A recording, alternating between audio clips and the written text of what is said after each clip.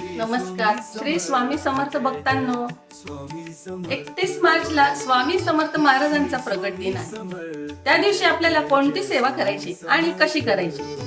तर स्वामी प्रगट दिनाच्या दिवशी सकाळी लवकर उठावे, स्नान करून आपली देवपूजा करावी. आपल्या देवघरात स्वामींची मूर्ती तुमच्या घरात असेल तर त्या मूर्तीवर दुधाने पंचामृताने अभिषेक करावा. नंतर पाण्याने अभिषेक करावा. अभिषेक करताना श्री स्वामी समर्थ असा मंत्र जप सतत आपल्याला करायचा आहे. श्री स्वामी समर्थ असा मंत्र जप सतत चालू ठेवावा. नंतर देवाला पिवळी फुले अर्पण करावी. स्वामींना नवीन वस्त्र त्या दिवशी परिधान करावे. धूप दीप लावायचे. स्वामींना नैवेद्यामध्ये पुरणाची पोळी, बेसनाचे लाडू खूप आवडतात, म्हणून हा नैवेद्य स्वामींना अर्पण करावा. तिखट पदार्थांमध्ये कटाची आमटी, कांदा भजी स्वामींना खूप आवडते, म्हणून हे पदार्थ स्वामींना नैवेद्यामध्ये ठेवावे. नंतर